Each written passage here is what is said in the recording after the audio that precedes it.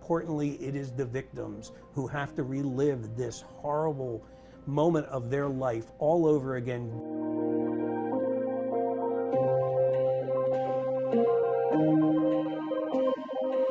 Prior to becoming a state rep, I was with the Berks County Sheriff's Office. I started in 1984. I worked there 40 years.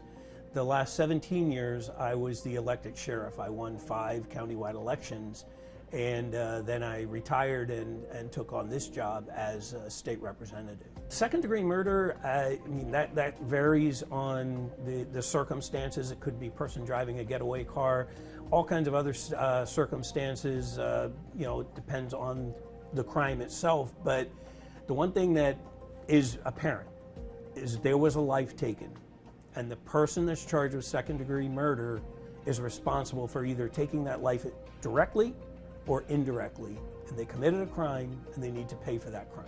From what I was told, House Bill 1042 was basically Senate Bill 1400, which I was very supportive of.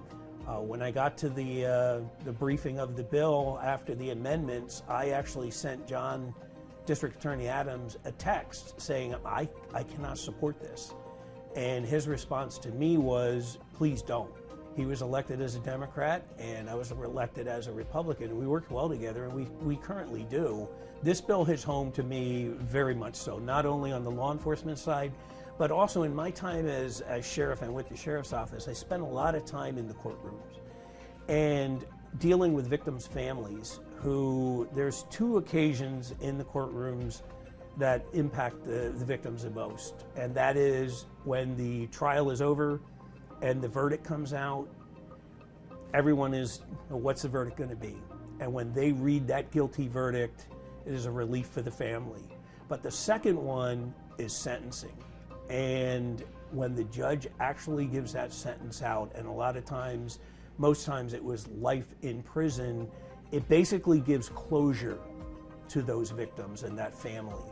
Because now the person was found guilty, sentenced to life, and they know that that individual will spend the rest of their life in jail.